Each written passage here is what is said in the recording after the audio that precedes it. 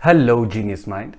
E commerce business start करना चाहते हैं, क्या क्या इसमें जो है टूल्स चाहिए होते हैं, क्या क्या स्किल्स चाहिए होते हैं, कितना इन्वेस्टमेंट है, कैसे स्टार्ट करते हैं, ये सब जानेंगे हम इस वीडियो में गाइस। आप देख रहे हैं निम्बल जंक्शन। अगर वीडियो अच्छा लगे तो लाइक शेयर और कमेंट कर दीजिएगा, चैनल को सब्सक्राइब कर लीजिएगा ताकि आप हमारे लेटेस्ट कंटेंट के साथ अपडेटेड रहें। चलिए बढ़ते हैं वीडियो की तरफ।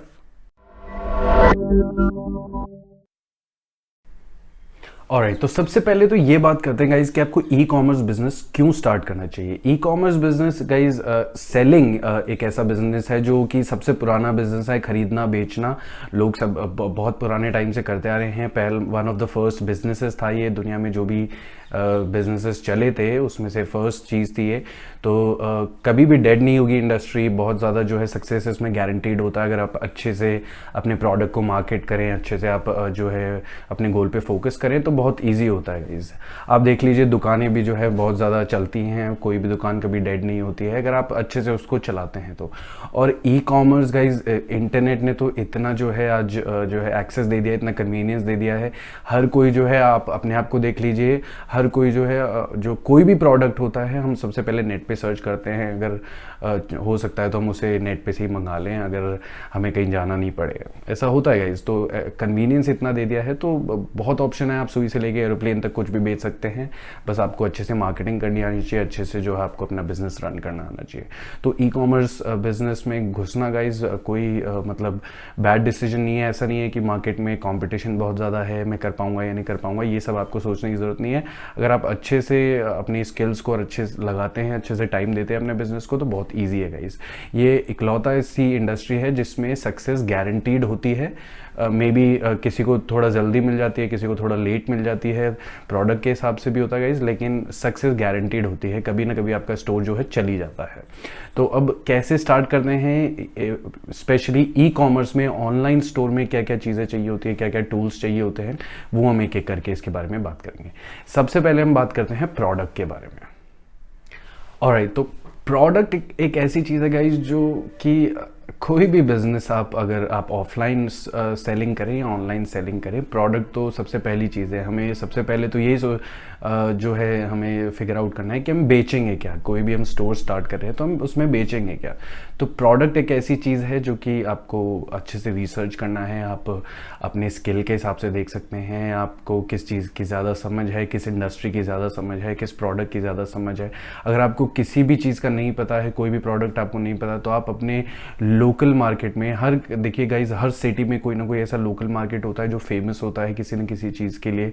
जैसे मैं जयपुर में रहता हूँ तो जयपुर में जो है होजरी की चीज़ें बहुत ज़्यादा फेमस है, या फिर जो राजस्थानी जो टेक्सटाइल्स होते हैं वो बहुत ज़्यादा फेमस है। ऐसे हर सिटी में कुछ ना कुछ, कानपुर में जो है उनका कुछ फेमस है, जैसे वहाँ का लेदर फेमस है। ऐसे हर सिटी में कुछ ना कुछ जो होता है वो फेमस होता है, वहाँ पे होल सेलर्स होते हैं उनके। तो आप उस मार्केट को एक्सप्लोर कीजिए, जो भी चीज़ें आप सस्ते में वहाँ से ले सकते हैं, होल सेल रेट पे ले सकते हैं, आप उनको भी आप जो है ले सकते हैं। तो गाइज मैंने कहा ना, प्रोडक्ट ऑनलाइन सेलिंग में सुई से लेके एरोप्लेन तक आप कुछ भी बेच सकते हैं। ये तो आपको फिगर आउट करना है कि कौन सा प्रोडक्ट जो है आप इजीली जो है आप मंगा सकते हैं, इजीली आप उसको शिप कर सकते हैं। आपको सारा देखना है गाइज। प्रोडक्ट सर्च करते वक्त, प्रोडक्ट रिसर्चिंग करते वक्त बहुत ज़्यादा आपको ध्यान देना होता है आगे के हिसाब से। ऐसा नहीं है कि हमें ये सब देखना होता है कि हमने प्रोडक्ट, अगर हम कोई प्रोडक्ट बेचेंगे तो उसको हम, हमारे ऊपर कितना उसकी लाइबिलिटी है। हम जैसे अगर कोई कांच के प्रोडक्ट होते हैं गाइस, जैसे कोई भी कांच का प्रोडक्ट होता है तो वो टूटता ज़्यादा है, तो उसमें रिस्क ज़्यादा होता है। आप उसे उठा पटक नहीं कर सकते, आप उसको ईजिली शिप नहीं कर सकते, आपको बहुत ध्यान से उनकी पैकिंग करवानी होती है, एक्स्ट्रा कॉस्ट आती है। इसी तरह से इलेक्ट्रॉनिक्स होते हैं तो उनको भी आपको ध्यान से भेजना होता है। कुछ अगर कोई, आप जैसे बर्तन होते हैं, मान लीजिए अगर होम किचन प्रोडक्ट्स आप स्टार्ट करते हैं तो बर्तन होते हैं, उनमें ज़्यादा कुछ नहीं होता है, पैकिंग करी और आपने सेंड कर दिया। आपको ये सब मैं इसलिए बता रहा हूँ गाइस कि आपको ये सब फिगर आउट पहले करना है, ताकि आप आपको बाद के हिसाब से ये प्लानिंग करनी है कि आप किस तरह से जो है प्रोडक्ट को शिप करेंगे, किस तरह से आप जो कितना बड़ा आपके पास जो है इन्वेंटरी आप रखना चाहते हैं, कितना ज़्यादा आपके पास जो है गोडाउन स्पेस है, या कितना आपके पास स्पेस है कि आप जो है स्टॉक अवेलेबल रख सकते हैं, कितना आप उसको अच्छे से हैंडल कर सकते हैं, कितना आप जो है उस पर मार्जिन बना सकते हैं। ये सब आपको प्रोडक्ट रिसर्च करते वक्त देखना चाहिए। अगर आप कोई प्रोडक्ट ऐसा ले लेते हैं कि जिसकी बहुत ज़्यादा, गाइज देखिए, जो सबसे कॉमन, जो सबसे जनरल मिस्टेक होती है वो ये होती है कि ऐसा प्रोडक्ट हम चूज़ कर लेते हैं जो बहुत ज़्यादा चल रहा हो। हर कोई यही ऐसे ही प्रोडक्ट चूज़ करना चाहता है कि जिसकी बहुत ज़्यादा डिमांड हो मार्केट में। मैं इससे एग्री करता हूँ, बहुत ज़्यादा डिमांड वाले प्रोडक्ट बहुत ज़्यादा जल्दी बिकते हैं, ऑब्वियस सी चीज़ है।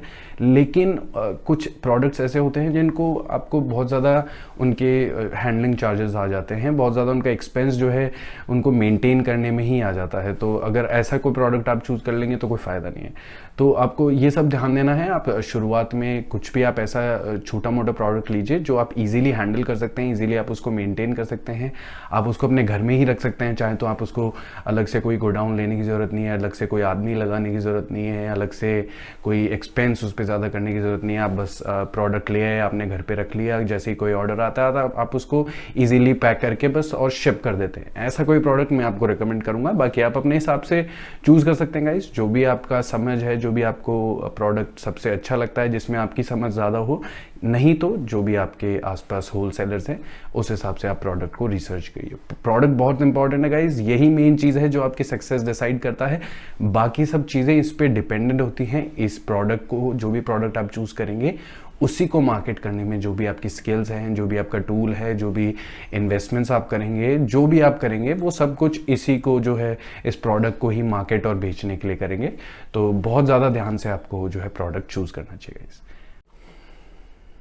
अब मैं आपको कुछ रिकमेंडेड प्रोडक्ट्स बता देता हूं जो मैं आपको रिकमेंड कर सकता हूं। जो देखिएगा, इस जैसा कि मैंने आपको अभी कहा कि बहुत जो यूज़र्स हैं, ज़्यादातर जो न्यूबीज़ होते हैं, नए एंटरप्रेन्योर्स होते हैं जो स्टार्ट करते हैं बिजनेस, वो ऐसा प्रोडक्ट चूज़ करते हैं जो बहुत ज़्यादा डिमांड में हो। लेकिन गाइस बहुत ऐसा मार्केट है, ये इतना बड़ा मार्केट है सेलिंग का कि आपके पास मतलब मिलियंस और बिलियंस ऑफ ऑप्शंस हैं सेल करने के लिए। इतने प्रोडक्ट्स आज के टाइम पे अवेलेबल हैं।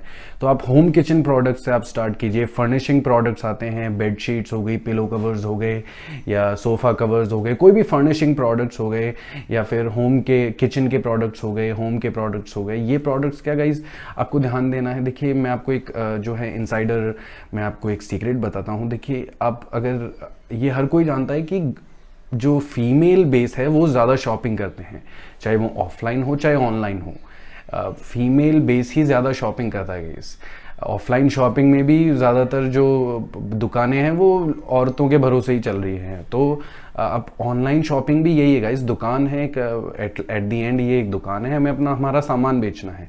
तो गाइस जो फीमेल बेस होती है वो दिन भर कुछ ना कुछ जो है देखते रहते हैं, नया अपने घर को सजाने के लिए, कुछ भी इंप्रूवमेंट्स करने के लिए। आदमियों के पास उतना टाइम नहीं होता है, वो लोग सिर्फ जो काम की चीज़ होती हैं वही ऑर्डर करते हैं तुरंत। बाकी जो ज़्यादातर ऑर्डर होते हैं वो फीमेल बेस से ही होते हैं। तो आप ऐसा कुछ प्रोडक्ट चूज़ करिए जो कि ज़्यादातर ऑर्डर होता रहे, जैसे कि होम किचन प्रोडक्ट्स होते रहे, फर्निशिंग प्रोडक्ट्स होते हैं। इनमें ज़्यादा कोई कॉस्ट नहीं आती, इनमें ज़्यादा कोई आपको हैंडलिंग चार्जेस नहीं होते। आप अपने घर में ही एक छोटे से में आप जो है इन्वेंटरी इसकी रख सकते हैं, और जैसे ही कोई ऑर्डर आता है आप उसको इजीली शिप कर सकते हैं। तो ये मेरा रिकमेंडेशन गाइस। बाकी आप बहुत सारे प्रोडक्ट्स हैं जो आप और भी चूज कर सकते हैं। अब नेक्स्ट पार्ट पे चलते हैं गाइस, वो है स्टार्ट करना एक्चुअली बिजनेस को। प्रोडक्ट हमने चूज कर लिया, प्रोडक्ट हमने बना लिया, उसके बाद हम जो है हमने प्रोडक्ट को आप इन्वेंटरी कर लीजिए। एक चीज़ और गाइस कि आप जो भी प्रोडक्ट आप चूज करते हैं आप उसकी इन्वेंटरी या उसका स्टॉक एक साथ मत लीजिए। मैं आपको रेकमेंड करूंगा कि आप मतलब 20-30 पीस या 50 पीस एक बार के लिए ले आइए और उनको आप एक बार रखिए। कई लोग क्या करते हैं कि बहुत ज़्यादा बड़े लेवल पे एक साथ स्टार्ट कर देते हैं। बहुत ज़्यादा बड़े लेवल पे गाइस अगर आपके पास इन्वेस्टमेंट अवेलेबल है तो बहुत अच्छी ये बात है, मैं आपको मना नहीं कर रहा हूँ। लेकिन हमेशा कोई भी नई चीज़ आप स्टार्ट कर रहे हैं तो आपको उसको फर्स्ट लेवल से ही स्टार्ट करनी चाहिए। अगर आप सीधा 10th लेवल पे जंप करना चाहते हैं तो उसका कोई फ़ायदा नहीं होगा गाइस। तो आप पहले आप 10-20 पीस लाइए, 50 पीस लाइए। अगर आपके पास अच्छा इन्वेस्टमेंट है आप 10-20-50 पीस लाइए, घर में आप उसको स्टोर कीजिए। जैसे आपके पास ऑर्डर आना शुरू होते हैं आप कभी भी नए पीस जो है आप फिर से आप रीस्टॉक कर सकते हैं, आप गोडाउन ले सकते हैं, उसको पूरी तरह से भर सकते हैं। वो आपके फ्यूचर जो है ऑर्डर्स के ऊपर है, सक्सेस के ऊपर है। तो शुरुआत आप फर्स्ट लेवल से ही कीजिए। अब चलते हैं गाइस, जैसे कि मैंने आपको बताया कि कैसे इसको एक्चुअली जो है ऑनलाइन स्टार्ट करते हैं अपने स्टोर को, राइट। अब स्टोर स्टार्ट करने के लिए गाइज आपके पास प्रोडक्ट हो गया जो सबसे मेन इंपॉर्टेंट चीज़ है। अब उसके बाद आप को एक ब्रांड नेम चाहिएगा, बहुत अच्छा सा एक ब्रांड नेम आप चूज़ कीजिए, कहीं से भी आप क्रिएटिव होइए, आप सिनोनिम्स ढूंढिए अपने ब्रांड नेम का, कुछ शॉर्ट फंकी सा नेम निकालिए, कुछ भी एक अच्छा सा यूनिक सा ब्रांड नेम आप ढूंढिए। कॉपी मत कीजिए, प्लेजरिज्म मत कीजिए, कोई अच्छा सा क्रिएटिव सा यूनिक सा, आप सिंपल सा भी आप रख सकते हैं लेकिन कुछ यूनिक सा रखने की कोशिश कीजिए और एक अच्छा सा ब्रांड नेम आप चूज़ कीजिए। जैसे ही आपके पास प्रोडक्ट हो जाता है, अगर हो सकता है तो आप ब्रांड नेम को एज रिलेटेबल एज अपने प्रोडक्ट से रखिए, ताकि जो आपका ब्रांड नेम है उससे आपके प्रोडक्ट की जो है सीधी जो है पहचान होती है कि अच्छा ये कंपनी ये प्रोडक्ट्स बेचती होगी।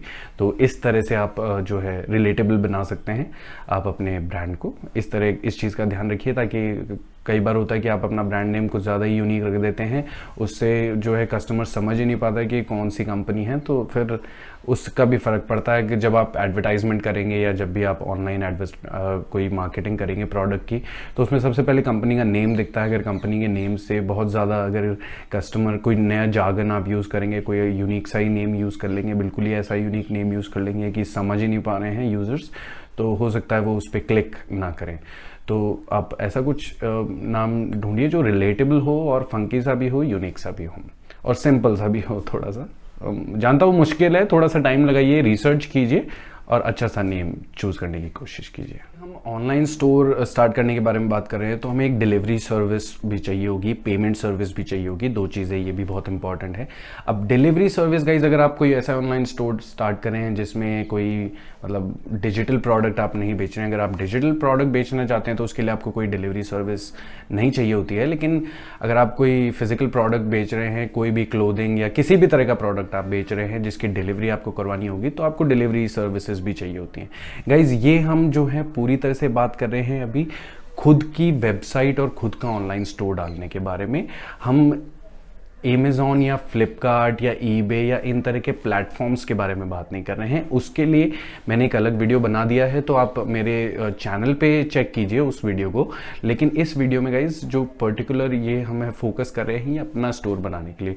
तो अगर हम हमारा खुद की वेबसाइट है, खुद का ई कॉमर्स स्टोर है, पर्सनल स्टोर है, पर्सनली ओन्ड स्टोर है, तो हमें खुद की डिलीवरी सर्विस इसमें चाहिए होती है। अब डिलीवरी सर्विस गाइज आप अपने लोकल किसी भी एक डिलीवरी जो एजेंसी है आप उनसे कांटेक्ट कर सकते हैं। बहुत इजी होता है, हर शहर में, हर सिटी में आजकल ये डिलीवरी एजेंसीज अवेलेबल हैं, तो आप कांटेक्ट कर लीजिए उनको और वो जैसे वो उनके नेटवर्क को आप यूज़ कर सकते हैं। उनका नेटवर्क होता है हर सिटी में, तो आप बस उनसे कांटेक्ट कर लीजिए, वो आपका प्रोडक्ट जहां भी आप उनको पहुंचाना होता है वो पहुंचा देते हैं। अगर आपके पास मतलब शुरुआत में तो आपके पास हो सकता है 1-2 ऑर्डर आए, तो आप उनको बाय पोस्ट भी आप खुद ही पर्सनली पोस्ट कर सकते हैं।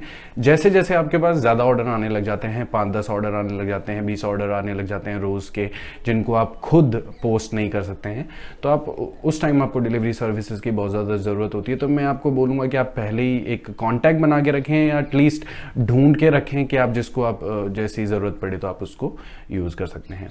पेमेंट सर्विसेज भी गाइस, जैसे कि हम ऑनलाइन जो है स्टोर बना रहे हैं तो पेमेंट सर्विसेज भी चाहिए होंगी। अब पेमेंट गेटवेज, ऑनलाइन पेमेंट, आप कैश ऑन डिलीवरी ऑप्शन आप दे सकते हैं अपने यूज़र्स को, लेकिन अगर आप ऑनलाइन पेमेंट ऑनलाइन स्टोर है तो हो सकता है कस्टमर ऑनलाइन पे कर दे, 99% कस्टमर ऑनलाइन पे कर देते हैं, तो आप ऑनलाइन पेमेंट आपको चाहिए होगी। अब अगर आप इंटरनेशनल स्टोर अगर आप बना रहे हैं जिसमें आप इंटरनेशनली प्रोडक्ट को शिप करेंगे या बेचेंगे या जो भी है, तो आपको कोई इंटरनेशनल गेटवे लेना होगा, जैसे कि स्ट्राइप हो गया या पेपैल हो गया। या फिर आप अगर जस्ट इंडिया में लोकली बेचना चाह रहे हैं तो आप कोई भी लोकल गेटवे जो आप यूज़ कर सकते हैं, जैसे रेजर पे है, CC एवेन्यू है या पेयू मनी है, और भी कुछ मतलब गेटवेज अवेलेबल हैं। आपको बस अप्लाई करना है गेटवे के लिए और आपको वो जो है जो डोमेस्टिक पेमेंट्स है गाइस, वो तो ज़्यादातर इंस्टेंटली एक्टिवेट हो जाती है, मतलब उनमें ज़्यादा टाइम नहीं लगता है। उसके लिए आपको GST वगैरह रजिस्टर कराना पड़ेगा।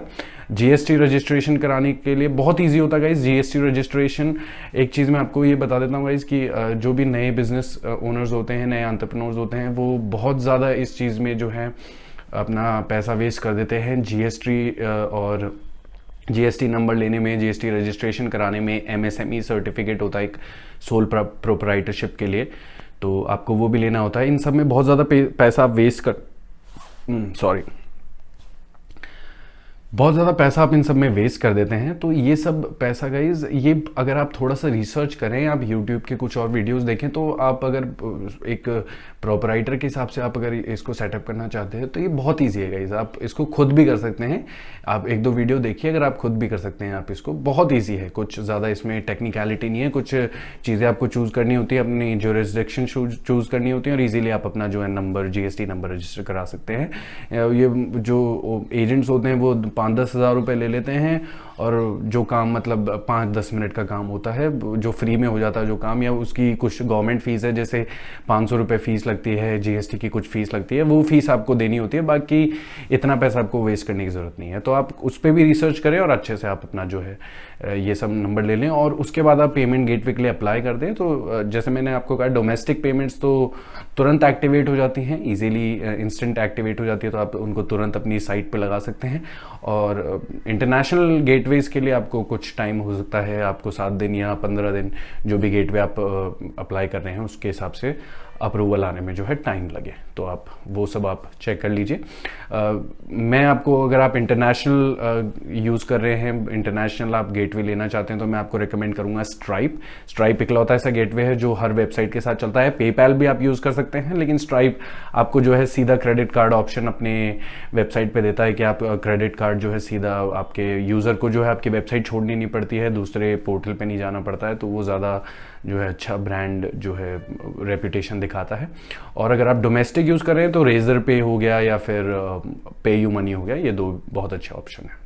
ऑलराइट गाइज, तो ये सब थी प्री रिक्वायरमेंट्स एक ई कॉमर्स स्टोर को स्टार्ट करने के लिए। ये सब हमारे पास रेडी होना चाहिए हम ऑनलाइन स्टोर स्टार्ट करने से पहले। अब जब हमारे पास ये सब चीज़ें सेटअप हैं, इन द प्लेस हैं, उसके बाद हमें जो है मेन चीज़ चाहिए होती है, वो है एक वेबसाइट जहाँ पे आपका स्टोर होगा। तो अब वेबसाइट गाइज दो तरीके से आप उसको आप यूज़ कर सकते हैं, या तो आप खुद बना सकते हैं, या आप किसी दो, मतलब इसमें दो ऑप्शन अवेलेबल है। आप उसको खुद भी बना सकते हैं, या आप किसी डेवलपर से बनवा लीजिए। अगर आप इसको खुद बनाना चाहते हैं गाइज, तो वर्डप्रेस वर्डप्रेस वेबसाइट्स आ गई हैं आजकल, तो बहुत ईजी प्लेटफॉर्म है, आप उसको लर्न कर सकते हैं। मैंने भी बहुत सारे जो है उसके ऊपर वीडियोस बनाए हुए हैं अपने चैनल पे, और बहुत सारे आर्टिकल्स भी आपको मेरी वेबसाइट पे मिल जाएंगे। तो आप उन सबको एक्सप्लोर कीजिए। अगर आप टेक्निकल से भी हैं इतने, तो आप इजीली लर्न कर सकते हैं और आप खुद एक वेबसाइट बना सकते हैं। अगर आप चाहें तो आप डेवलपर से भी बनवा सकते हैं गाइज। आप हमें कांटेक्ट कर सकते हैं, आप अपने किसी लोकल डेवलपर को भी कांटेक्ट कर सकते हैं, और आप वेबसाइट उनसे भी बनवा सकते हैं। जो मेन कॉस्टिंग आती है वो यहीं पे आती है इस बिजनेस में, ऑनलाइन स्टोर स्टार्ट करने में। देखिए, डोमेन और होस्टिंग, ये एक वेबसाइट का जो है बेस होता है। डोमेन आपको चाहिए होगा, होस्टिंग आपको चाहिए होगी। आप एक वेबसाइट के लिए .in डोमेन आप ले सकते हैं, .com डोमेन आप ले सकते हैं। अगर आप इंडियन रीच चाहते हैं तो आप .in डोमेन ले लीजिए। आप अगर ग्लोबल रीच चाहते हैं तो आप .com डोमेन ले लीजिए, वो आपके ऊपर है। और होस्टिंग जो है आप बेसिक लेवल की एक बार आप स्टार्ट कर सकते हैं, बिल्कुल बेसिक लेवल की होस्टिंग आप ले लीजिए। और जैसे जैसे आपका बिजनेस या आपके जो ट्रैफिक है या जो आपके यूज़र्स हैं वो ग्रो करते हैं, आप उसको कभी भी अपग्रेड करने का ऑप्शन हमेशा अवेलेबल होते हैं, तो आप उसको अपग्रेड भी कर सकते हैं, वो कोई प्रॉब्लम नहीं है। तो अगर आप उसको खुद बनाना चाहते हैं तो बहुत सारे वीडियोस अवेलेबल हैं गाइस। मैं आपको देखिए, खुद बनाते हैं तो आप उसकी कॉस्टिंग पड़ेगी आपको करीबन, जो प्रोडक्ट कॉस्टिंग है वो भी 10 से 12 हज़ार रुपये की पड़ेगी। और अगर आप किसी प्रोफेशनल डेवलपर से बनवाते हैं तो 15 से 20 हज़ार रुपये की आपको उसकी कॉस्टिंग पड़ेगी। तो आप ये चीज़ आपको देखनी है कि आप कहाँ से क्या कैसे इसको आप जो है इसको चीज़ को आप बनवाना चाहते हैं। ऑलराइट गाइस, तो ये लाता है हमें ई कॉमर्स इंडस्ट्री के वीडियो के एंड पे। अब ये इस वीडियो में हमने जो बातें की गाइस, ये जो है प्री रिक्वायरमेंट्स और मेन रिक्वायरमेंट्स के बारे में बात की है। आप कोई भी ई कॉमर्स बिजनेस स्टार्ट करते हैं तो उसमें ये सारी चीज़ों का आपको बहुत ज़्यादा ध्यान रखना होता है। अब एक वेबसाइट और को कैसे मार्केट करते हैं, वेबसाइट को मेंटेन कैसे करते हैं, ये सब एक, अगर आप खुद वेबसाइट बना रहे हैं, अपना जो स्टोर है ऑनलाइन स्टोर उसको खुद मैनेज कर रहे हैं, तो उसके लिए मेरे चैनल पे रेगुलर वीडियोस आते रहते हैं वर्डप्रेस के रिलेटेड और मार्केटिंग के रिलेटेड। तो आप उनको फॉलो कीजिए और आप इजीली जो है मार्केट कर सकते हैं वेबसाइट को। ऐसे जो कुछ रेकमेंडेड तरीके हैं या जो कुछ रेगुलर तरीके हैं वो तो है ही गाइज। फेसबुक या इंस्टाग्राम के पेजेस बनाइए, ज़्यादा से ज़्यादा आप अपनी वेबसाइट को जो है फैलाने की कोशिश कीजिए और अपने स्टोर को जो है मार्केट करने की कोशिश कीजिए। तो ऑब्वियस सी बात है, ट्रैफिक आएगा गाइज और सेलिंग होनी शुरू हो जाएगी। तो इसके अलावा गाइज और भी कोई अगर आपके पास इशू हो या कोई भी आपको नया वीडियो चाहिए हो, कोई आपके पास टॉपिक हो, तो आप कमेंट करके मुझे बताइए गाइज, मैं सारे कमेंट्स पढ़ता हूँ तो मैं वीडियो बना दूंगा उस पर। और until then guys keep watching and cheers.